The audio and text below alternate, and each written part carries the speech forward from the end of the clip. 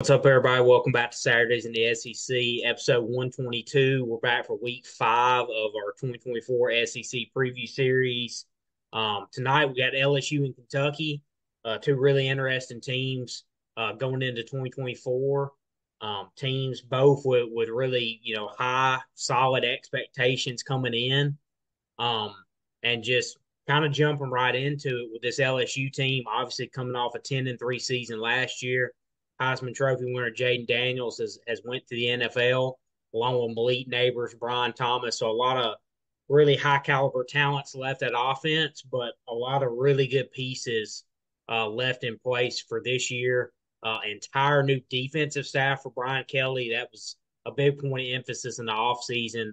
The LSU defense was nothing short of a disaster last year, and the complete opposite of what you would expect the LSU defense to have, especially with the talent that's in place there in Baton Rouge and that we come to expect from that unit. But kind of kicking it off with the offense, though, there's been no two, especially Carden here, is nobody's been higher on Garrett Nussmeier. Well, he's finally getting his opportunity. He's the guy. He's getting to run the show. What are your thoughts on Garrett Nussmeier and this LSU offense? We all know what I think about Garrett Nussmeier. I think he is going to be one of the best quarterbacks in the SEC this year. If you're talking about names that nobody knows or it's not a household name that will be by the middle of the year and the end of this season, this is going to be one of the guys that you're talking about for sure. I know a lot of people know his name because he played in the bowl game, but he's not a household nationwide name, and I think he has the real potential to be. He's definitely more a Joe Burrow type quarterback than he is a Jaden Daniels type quarterback. He can move. He's mobile enough to get you some extra yards and move around the pocket. But he's no Jaden Daniels. Brian Kelly said they're going to rely more on the tight ends and tailbacks in this offense than they are on the quarterback, like they did last year. So you can expect to see him, sitting in the pocket, making throws, picking apart the defense, not necessarily running around and creating fits for the defense like Jaden Daniels did last year. I mean, over 1,000 yards rushing from the quarterback position. That's not what you're going to see from this LSU team this year. No quarterback has a better offensive line than Garrett Nussmeier, and that's a big reason why I'm super high on him. I mean, he's got Will Campbell and Miles Frazier, Mason Taylor, DJ Chester, Garrett Dellinger, Emory Jones. I mean, Emory Jones and Will Campbell are two of the best tackles in all of college football, and they play on the same offensive line. I mean, they're both top 10 tackles in all of college football, arguably top 5, but definitely top 10, and they're on the same offensive line. So he's got a great offensive line to protect him. Like I said, Mason Taylor, tight end, big time blocking tight end, can get out and get you some catches too. But he's going to definitely provide the protection for Garrett Nussmeier. And then you got Kyron Lacey returning. They went out and got Chris Hilton, or excuse me, they went out and got C.J. Daniels, who's at Liberty last year, over 1,000 yards receiving at Liberty. And they got Chris Hilton, who returns last year. And then Josh Williams is expected to be their running back. He played the last 4 or 5 games last year, did pretty well coming in at the end of the season. So I think their offense is going to be fine, but nobody's really questioning the offense. At the end of the day, they're questioning the defense because last year's defense was absolutely atrocious. The only defense in the SEC that was worse than LSU was Vanderbilt. I need to say that again. A 2-10 team was the only team in the SEC worse than LSU in defense. And so they went out and they got Blake Baker from Missouri, who was a coach and the linebackers coach at LSU in 2021. And then, or no, was he the D coordinator? No, he was a linebackers coach, I believe, in 2021. And then when Brian Kelly came in and cleaned house, he was one of the guys that got let go. Went to Missouri last 2 years. Missouri's defense has turned some heads, pushed an 11-2 record. Big part because of that defense we talked about last week. They only allowed 14 points in the last 6 games or something like that, 14 or less in each game. So that defense was really great. And Brian Kelly said that he was his first choice to go after when he cleaned house, and he landed him. I mean, it's not surprising.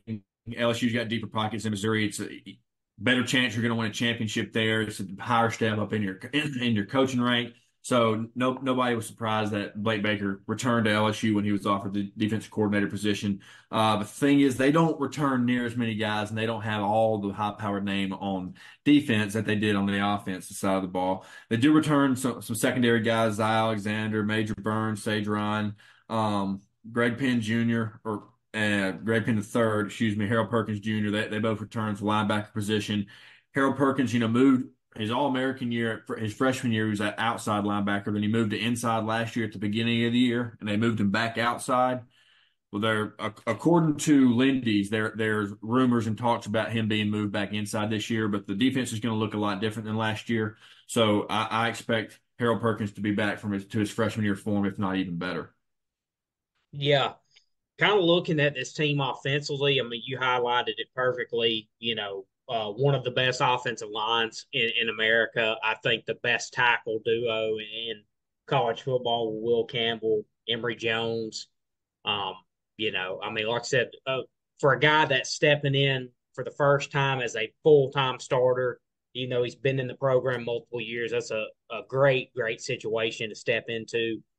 They I don't like really have Carson this. Beck. Yeah, exactly. Looking at the wide receiver core, they don't really have the stars that they've had in the past, but I think a really solid group though. Kyron Lacey, you mentioned, has been around. They think He's he's ready expected to, to lead them and have a big step. yeah, kind of take the reins of that group. He's been a big contributor for them over the He recent. caught 30 balls for over 500 yards last year. So pretty good year when you're behind two of the best receivers in college football, both first round draft picks, and your Yeah, quarterback's running for 1,100 yards. exactly. I mean, yeah. It's So I impressive. think he's a guy that's going to step in and kind of like I said, take a step forward. As production goes. You mentioned C.J. Daniels coming in from Liberty, over 1,000-yard receiver. Xavier Thomas coming in from Mississippi State, and then Chris Hilton, Aaron Anderson's a guy that transferred there from Alabama after his freshman season. I think he's going to get a little bit more run there now as well with some spots open for guys to step up. Got some, good young running backs behind Josh Williams. I believe John Emery is supposed to be back as well. His status kind of been up in the air, um, but I think he's set to rejoin the team if he hasn't already for the fall. So, um, he's another good veteran running back. So, yeah, a good situation for Nussmeier to step into, year one as a full time starter, and I think the experience he has in this system will serve him well. Starting the year off. Yeah, and I think it would, we'd be doing ourselves and our listeners a disservice if we didn't mention it. It's not all glory and glam here on that Saturdays in the SEC. It just so happened that today or yesterday, I believe, is when it happened, but news broke today that Javian Taviano, a secondary guy, DB for LSU, was arrested for filming a lady and him performing sexual acts, and she had no consent for it. She did not know about it. So he has been arrested and he is no longer with the team. So they lost that guy there. He played a decent amount for them. As a young guy, he's a sophomore this year, is expected to play a lot more and have a bigger role in the defense this year. So that does hurt, especially when their defense performed the way it did last year, losing a guy that you're counting on to play for you, a younger guy to play a lot of snaps for you. So it's especially in a longer season that this is our first year that we're going to see a team potentially play 17 games at the end of the year. So this is going to be the longest season. You got to have depth. So that hurts. You don't like to hear that. You feel for the lady, but that did break today that he is no longer with the team. Yeah, I wanted to spend a good bit of time on this defense because as you said, that's really the key point of this LSU team, the LSU season. It's really going to come down to how big of a step forward defensively they're going to take. I mean, looking at the offense, obviously the best offense in college football last year. I mean, you would expect them to take a small, a step back from a production standpoint, but this defense I'm not sure exactly if they have the personnel they really need to take a huge step forward. I definitely think obviously they're going to be better. Um, Kind of talking about the new defensive staff. You mentioned with Blake Baker coming in from Missouri as defense coordinator, has done a great job there. They brought in Kevin Peoples from Missouri as well, kind of going to coach the edge rushers. Brought in Bo Davis, who was at Texas, who's a longtime defensive line coach. I mean, he fired the entire defensive. I mean, it's a completely new across the board defensive staff, and I think upgrades across the board. They brought in Corey Raymond to coach defensive backs. Jake Olson is going to coach safety. So, entirely new staff there, but some guys with a lot of long time experience. As I said, with Bo Davis has been around the block. Kevin Peoples has been around the block for a long time. So, these are guys that are really highly regarded. So, I think staff wise, they're in a much better place than they were a year ago. Um, I don't know how big the step's going to be just because of the personnel, and I'm just not sure if they really have the pieces defensively they need to, get in the top, 30 or 40 defensively. Because honestly, if they were a top 30 defense last year, they may be national champions right now. I mean, they were that good offensively, but their defense was 92nd, I believe. So, they were the opposite of what their offense was, as you highlighted, the second worst defense in the SEC last year. So, but looking at some of those pieces, I mean, Harold Perkins obviously the leader of that defense. Um, he shined as a freshman more as a kind of a hybrid edge rusher type. They moved him to middle linebacker before last season, and didn't really work out like they were hoping. I mean, not a bad season, but I don't think they really saw the step forward. And I don't know if he was in the correct position, like his body a year ago. So reading some articles about him and how they want to use him. They're going to keep him at middle linebacker, but they feel like his body is in much better shape this year to handle that. He was you know, undersized coming out of high school to play middle linebacker. I think that's why you saw him more kind of in a hybrid role. But, he was like at 205 last year, 210. I think he's up to 225 now. So they feel like he's got more of a prototypical middle linebacker size. And I think just another year, of experience playing the position, they feel like he'll be in much better shape to handle that this year. And they're going to need him to be at his best form for them to really take the steps forward that they want to see. But Greg Penn is back at middle linebacker as well. They really need Jacoby and Gilloy, Savion Jones, guys up front. They need them to really wreak some havoc and kind of lead that unit.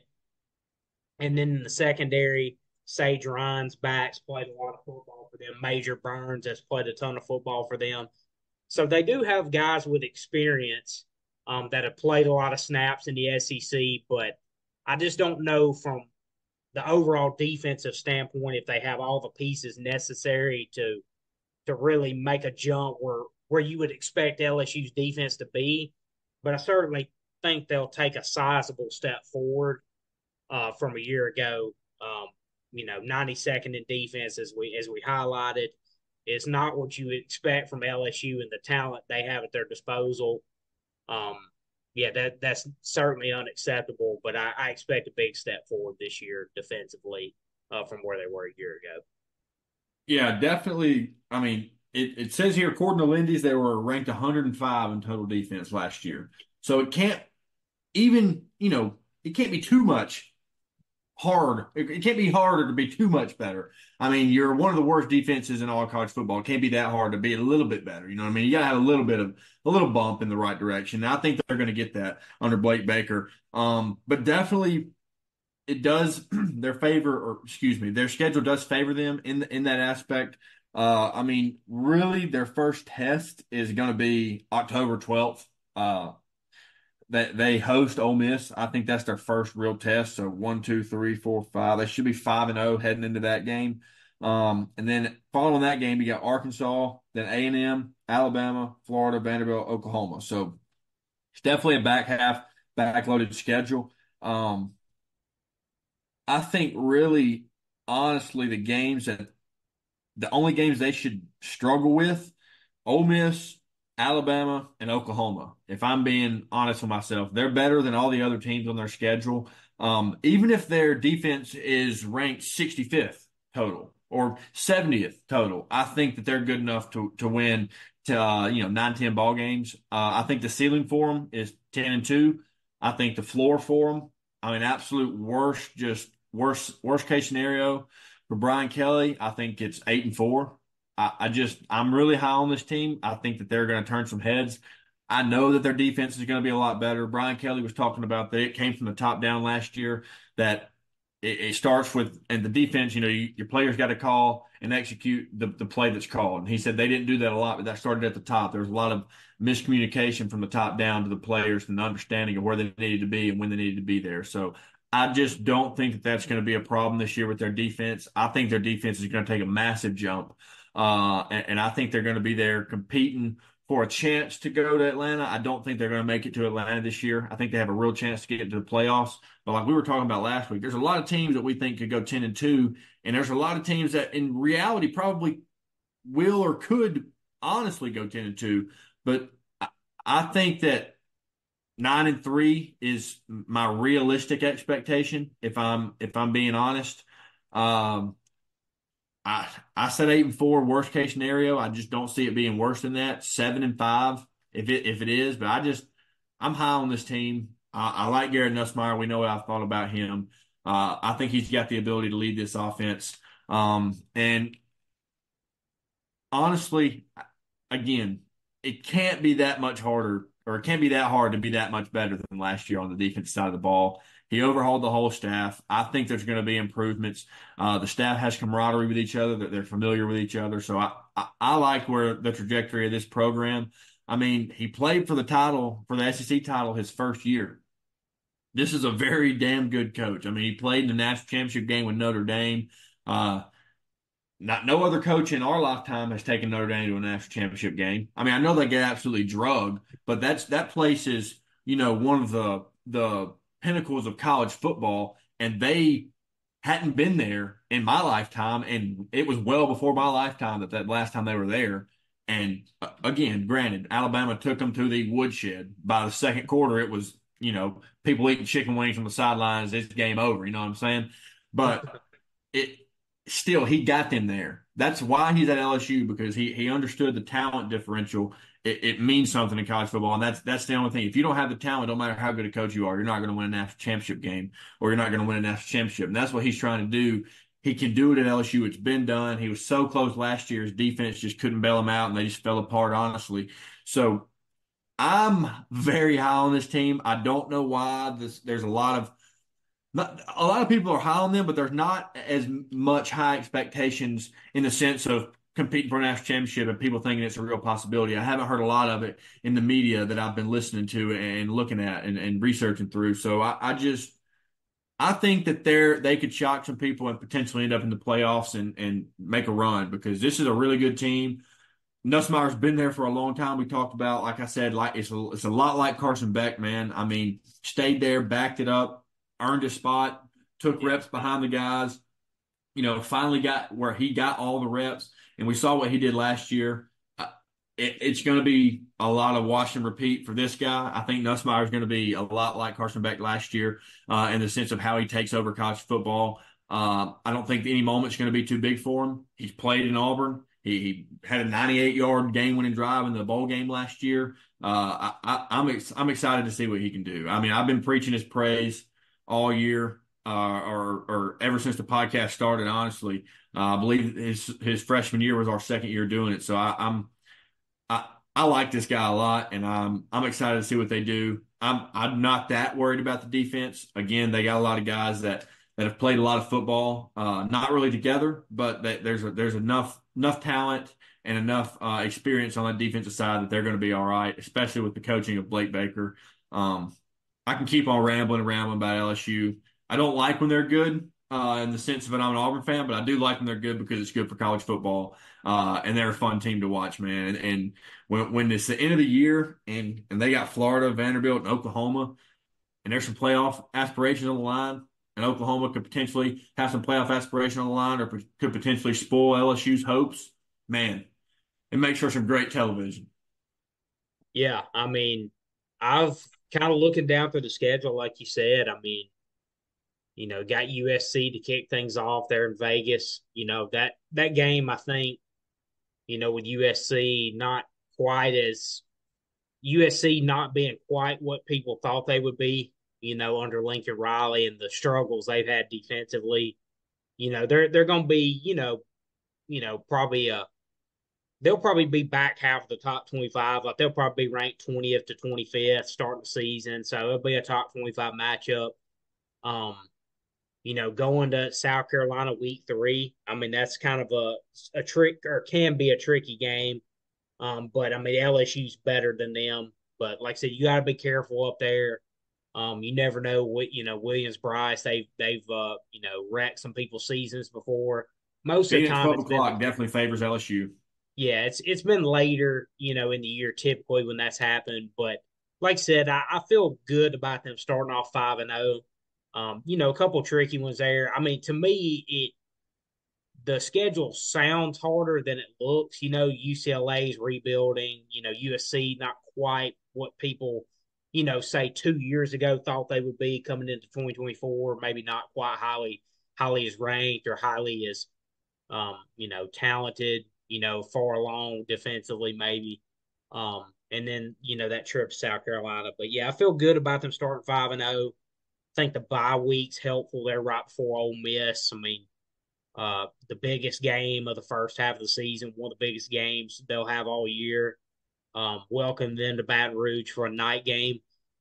Kind of the gist of it, though. I mean, I look at their 4 toughest games: Alabama, Ole Miss, no particular order, but Alabama, Ole Miss, at A&M, and Oklahoma. Like that to me would be their toughest 4 games. 3 of them are in Baton Rouge, so I mean that's a huge thing there. Um, got the trip against, got the game against Ole Miss. You're at Arkansas, and then at A&M. I think it's one of the trickier games on the schedule. That's one of your toughest ones, but it's on the road. That's always a really competitive series, a competitive game year in, year out. They played some crazy games over the years. I mean, everybody remembers the 74-72 shootout a couple years ago in College Station. So, There's the reason that the overtime rules are the way they are right now. yeah, exactly. So that's always a tough trip to Kyle Field, especially in this rivalry against those two teams. They're always competitive against each other. We're both high on Mike Elko and the Aggies, outlook for this year. They've got a really solid roster, so that's one you gotta be ready for. Obviously, late October. Then another bye week, the typical bye week before Alabama. Both teams have a bye for this game in Baton Rouge, one of the games of the year, every year in this conference. The at Florida game, I would be a little bit more concerned with Florida and South Carolina if they were flipped on the schedule, like if Florida was where Absolutely. South I was going Carolina to say the was, same and thing. vice Yeah. versa.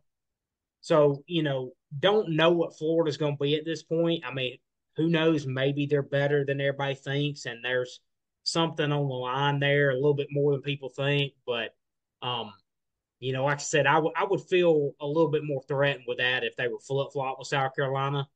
Um, but still, you got to, and we know in this conference, you're playing the top 11 or 12 teams. You got to play well. Like anybody can beat you. If you have an off game, they can lose. So I mean, it's all about how you come out. And then wrapping up with Vandy and Oklahoma. I do like the fact that Oklahoma game is at the end of the season and part of rivalry week. We got so many good matchups that weekend. The Iron Bowl, the Egg Bowl, A&M and Texas renewing their rivalry. Um, I guess even though LSU and Oklahoma's not a traditional rival, I guess, but they're in the same region. They fight a lot. They're going to be fighting for the same recruits a lot of times.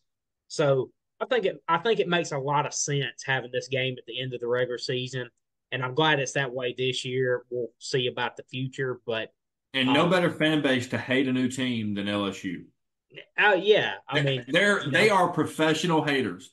Now, all of SEC is, but Yeah, LSU is number one haters. yeah. So, um, no doubt about it. I mean, it's going to be a crazy rivalry week, but with this LSU team, to me, their defense makes them about as, and I think they're going to be very good, but yeah, overall as a team, but their defense, I think, makes them a little bit more volatile, maybe than some of the other teams we covered so far.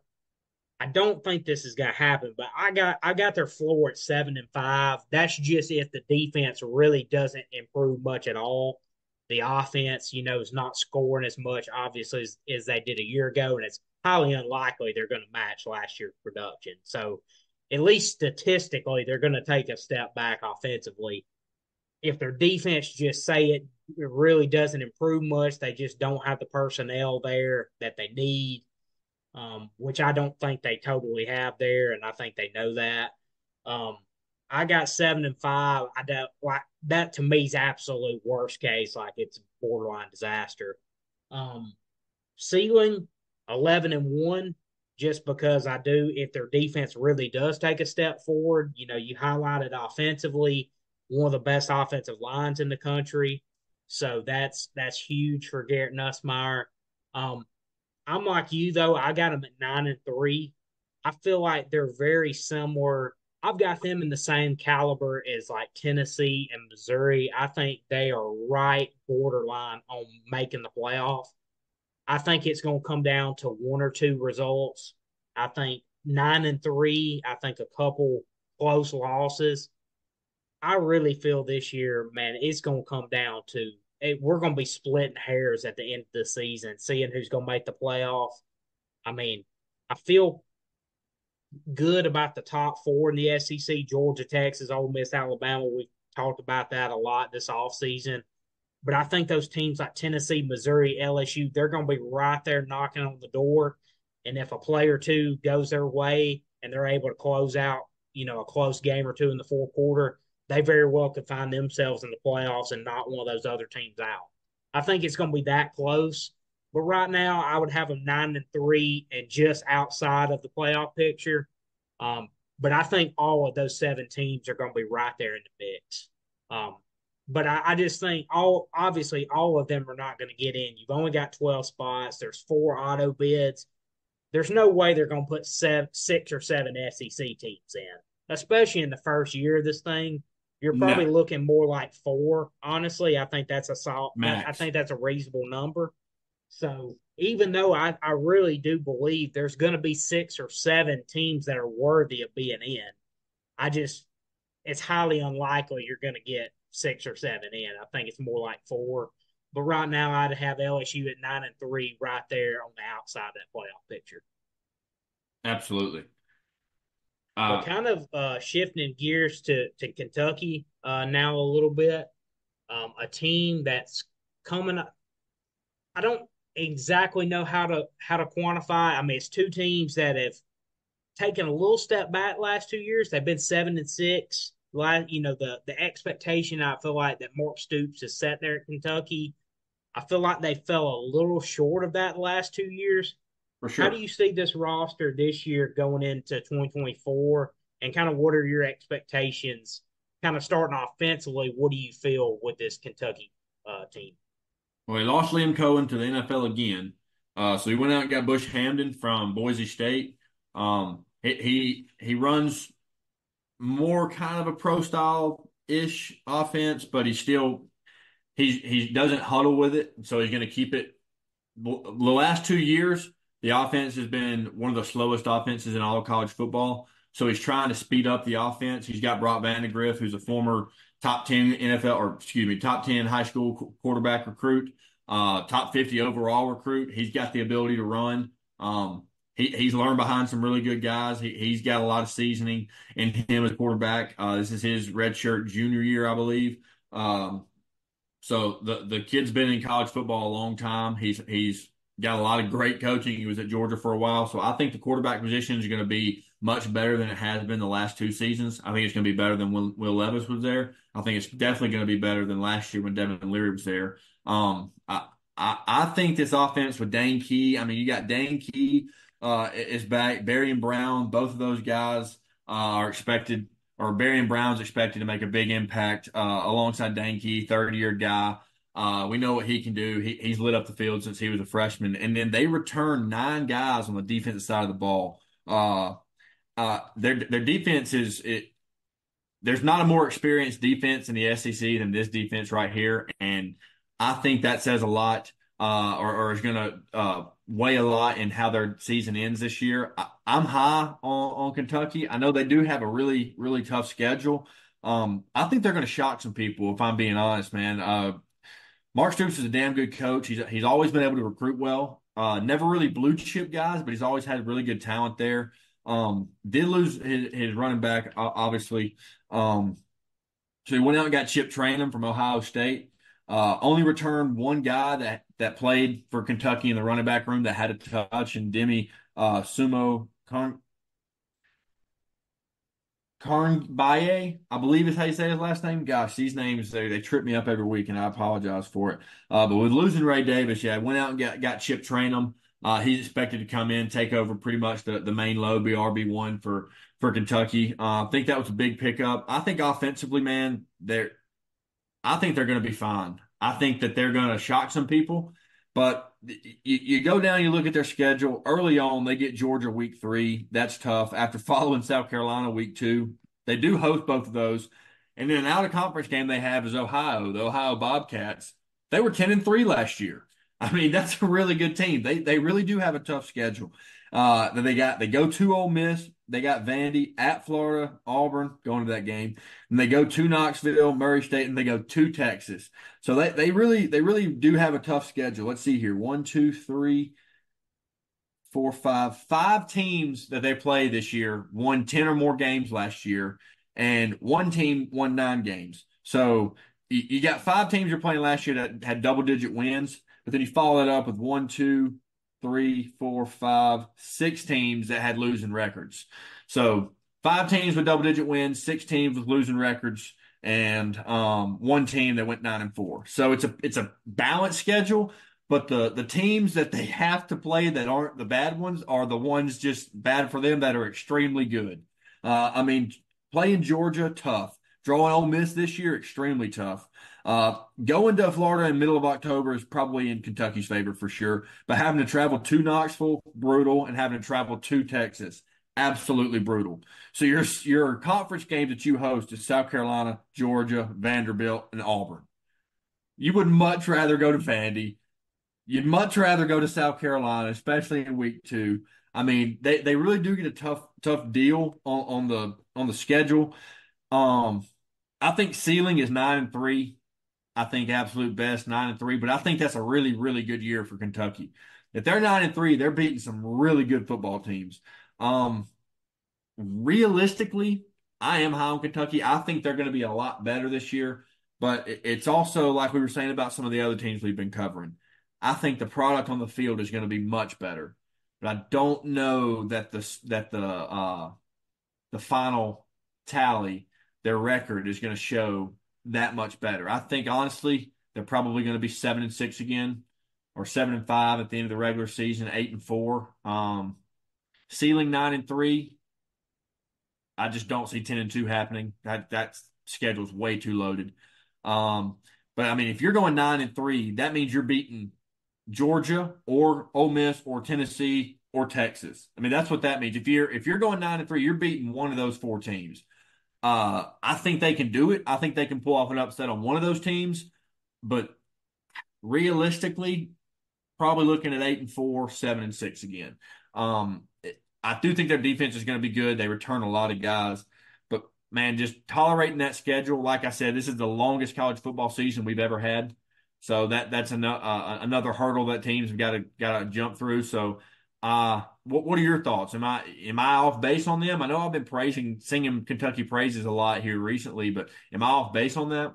I promise I'm not copying your analysis. I wrote this earlier today. Well, this for LSU. I don't know if y'all can even see that. I got 9-3 at the top there. That's what I wrote for LSU. Got 7-5 for Kentucky. That's what I wrote up there. I'm kind of right in line with you. I think, like you said, I do like I like a lot of the pieces on the roster. Starting offensively, I think one of the better receiver tandems in the SEC and maybe even the whole country, and Barrion Brown and Dane Key, two juniors.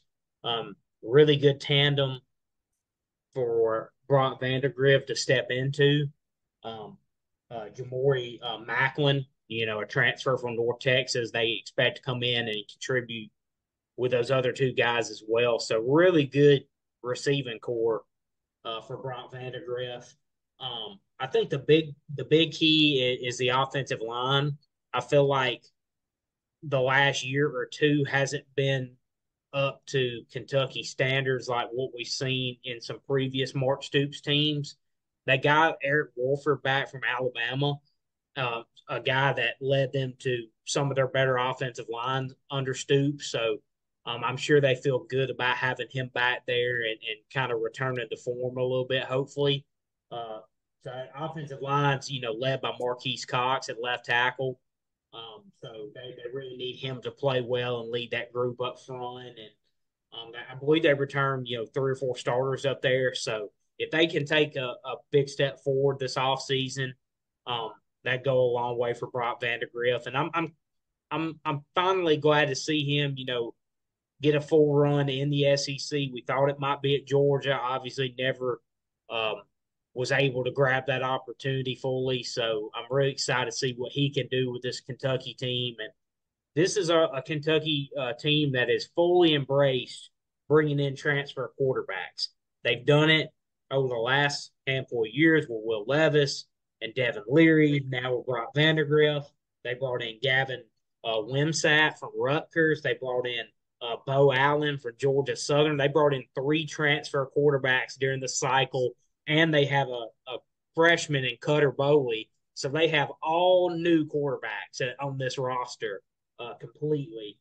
You mentioned Chip Trayanum, a huge pickup from Ohio State, and if he can work out like Ray Davis did for them out of the portal, they'll be feeling very good about themselves. Um, but so I think offensively should be in pretty good shape there if the offensive line's able to take a step forward.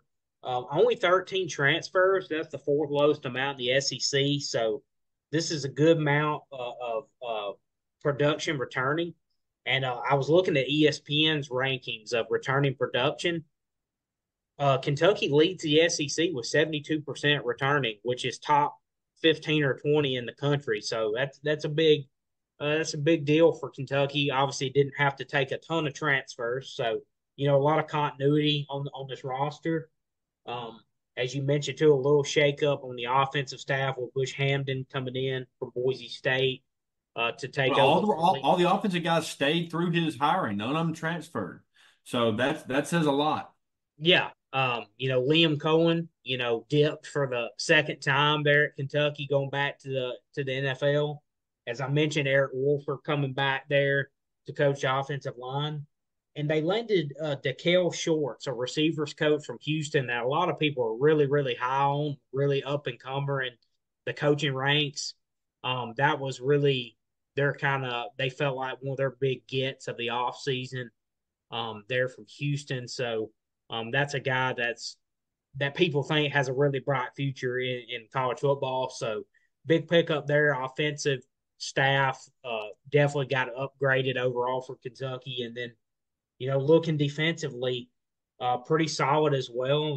Deone Walker, could be a top 10 pick in next year's draft. Absolutely a game wrecker up front, in the run game, getting pressure, pushing the pocket on the quarterback. He's going to be huge for them. They added Jamon Dumas Johnson, a linebacker from Georgia who's played a lot of football for them. Um, to add with De'Eric Jackson there in the Not middle. only did he play for Georgia, he was an All-American. Yeah, I mean, this is a guy that's a really, really productive player for Georgia. Why did he Um, leave Georgia? That was a big question when it happened. Like, why? You're an All-American. What are you doing? yeah, I think I know a year ago he wasn't playing quite as much. I think he may have kind of gotten passed over a little bit, maybe not played as many snaps as he wanted. I think obviously coming to Kentucky, I think he'll be an every down, linebacker for them. And Georgia, man, they just have so much depth and talent there, especially defensively. It's an absolute machine. Um, but pairing him with De'Aaron Jackson, I think will be huge. Um, they have really solid players at every level of this defense. They added DJ Walker, a corner from Michigan. Maxwell Hairston's kind of the leader of the secondary. Him returning is huge. So really, you look at every level of this defense, they have impact players. Um, you know, it's kind of what you would expect from a typical Kentucky roster. It's not flashy everywhere. They do have a couple, stud players, but overall, it's not flashy everywhere. But it's very solid in every aspect of the roster for the most part. So I mean, I like the team a lot. I like what Stoops has done there. I think, like you said, the product's going to be a little bit better. They went 7-5 in the regular season the past 2 years, finished 7-6 overall both times, losing the bowl game. Um, you mentioned the schedule; it's tough. You have South Carolina and Georgia coming early there to Kroger Field. I like them to beat South Carolina early at home. Do not think they're going to beat Georgia. Ohio, as you mentioned, is a solid team coming in. And, at Ole Miss week 5, I got them 3-2 going into the break there, going into the first bye week. You get Vandy at home. I think that's a win. At Florida's tough. I mean, I do feel they're better than Florida, but this is a matchup over the years that's been dominated by Florida. It always seems to be here recently. It's been, one possession game for the most part. It's always a back and forth kind of affair. So that's a tough one. I do think they're better than Florida. But for some reason, I think they're going to split that Florida Auburn stretch there. I don't think they get all three of those going into Tennessee. So I would have them. That would have them 4-2. I think they come out of that 5-3. I don't have them winning at Tennessee. I just think too much firepower for Tennessee, especially in Neyland. Yeah, I'm 5-4. I think they beat Murray State. Um, I don't believe they beat Texas late November, and then kind of a coin flip game with Louisville. But I'm gonna give that one to them being at Kroger Field. I got them 7-5 again. Like you said, I do think the roster's in a better place though. And uh, I think the ceiling's probably 8-4 to be honest. I just think there's a few of these road games that are just going to be a little bit too much to overcome. I just don't see them winning in Oxford, in Neyland, at Texas. I just think those teams are substantially better, especially being on their home field. And then that Georgia game, I just don't see them matching up well with Georgia. It just has not gone well the past few years. So I think 8-4 is probably the max they can do. Um, I think their floor, if the Florida game doesn't go their way, if the Auburn game doesn't, I've got them 5-7 is the floor, but I think more like 7-5's in line with what they're going to do. Um, Glad you broke some news though on this podcast. October 26th, we got boots on the ground live at Kroger Field for a night game against the Auburn Tigers. So that'll be fun to see. I know you're looking forward to that. I know.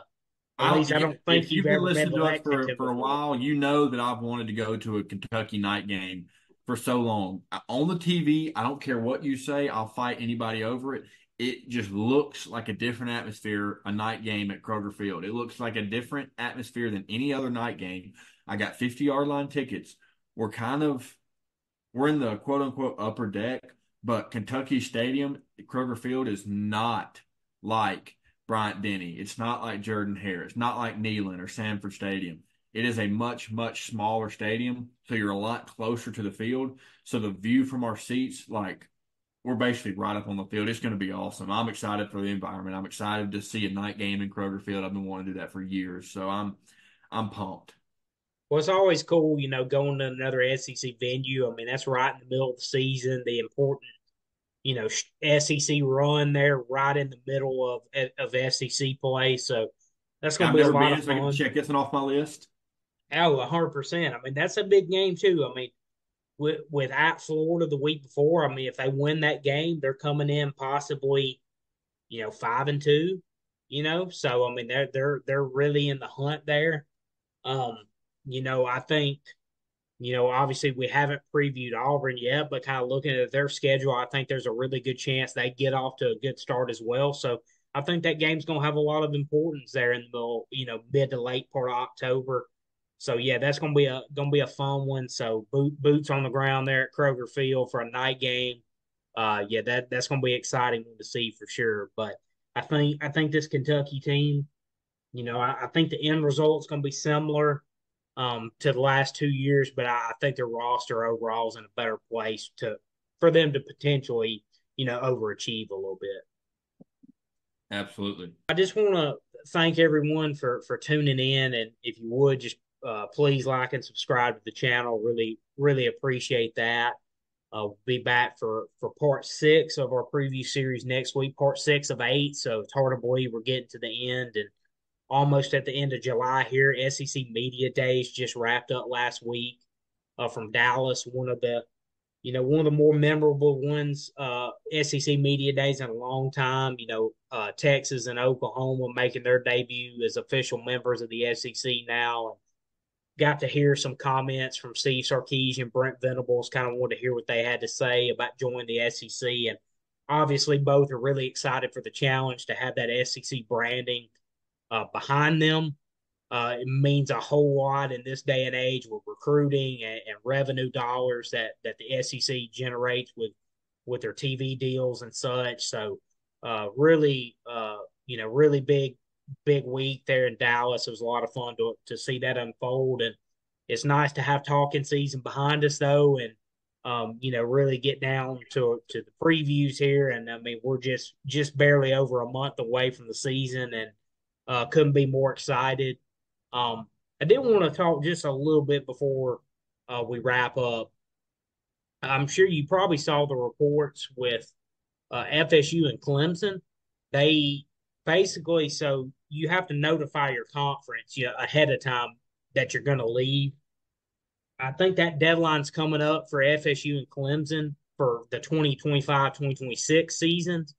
They're reportedly not going to notify the ACC that they're leaving, so it looks like they're staying at least for 25-26. Um, it's reported throughout media days last week that and basically Greg Sankey confirmed it, that the SEC really wasn't looking to expand, and they weren't wanting to, cut the pie up even more for Florida State or for Clemson or really any of the teams in the ACC currently. So, um, basically, Greg Sankey said it wasn't worth adding, and kind of reports are that the SEC and the Big Ten doesn't really want Florida State. I would assume the same for Clemson. Um, so it looks like they're at least going to be in the ACC a little bit longer, and it's possible that if they do move it, a move to the Big 12 may be more likely. But um, kind of what were your thoughts on that? And I thought it was a little bit surprising, but I mean, in the end, when you added Oklahoma and Texas, those two are bigger brands to me than an FSU or a Clemson or what you could add from the ACC. But what were your thoughts on Sankey's comments and just that report in general? My initial thoughts, I'm going to compare it to something that's, just hot on my mind right now. Florida State is like the PlayStation 3. It was, the bee's knees when it was the only thing out. And, it was back in the 90s, obviously the PS3 wasn't in the 90s, but Florida State back in the 90s, they were back when they were independents and stuff, and they were pretty much running college football. And then PS4 came out. And they were still kind of good, but not there in the end all the time, and they weren't really making any postseason noise. That's how the PS3 was then. It was everybody loved the PS4, and the PS4 was better, but the PS3 was still good because you could go back and play college football on it. Yeah. Well, now the PS5's out. You don't need the PS3 to play college football anymore. So nobody wants the PS3. Yeah, it's still cool. Yeah, it's still nice and it does the job, but nobody wants to play that anymore. You can put that on the shelf. It's going to collect some dust. That's what Florida State has become. They were the ones that everybody wanted at first. And then they were kind of just, oh, maybe, maybe. And now it's nobody wants you. Sorry, kick rocks, baby. And then Clemson, they're just too early. They're just trying to ride the coattails of their 2 championships and 3 appearances. So they haven't done anything the last few years for anybody to say, yeah, that's a program that we want. They're not really a dominant academic institution, so it's not going to bring that much in that aspect of it. And so I just don't think that they're gonna go after him because other than football, what does Clemson have to offer? Florida State has the baseball, but baseball is not really that big in the sense of how much money it brings, so it's not that big a deal. The basketball is where it's the football and basketball, and the basketball is just not that big at those two places. So I don't think it's good enough to get in the SEC, and they're just the PlayStation 3. Yeah, I just think there's not. I mean, obviously the SEC, Big Ten feel this way, otherwise they'd be adding them. I just don't think there's enough upside there for them to have to split the revenue that much more between all the schools. Is Right. they're not adding enough value to really warrant having to expand again and like I said, like Greg Sankey said, just cut that pie up even smaller. They just don't add enough value from that standpoint, I think, to worry about it at this point. Not to saying it won't ever happen. I'm sure expansion is going to happen further. I mean, people are expecting that, but it at least seems like it's going to be a little bit longer for Florida State, Clemson, and some in the ACC at the moment.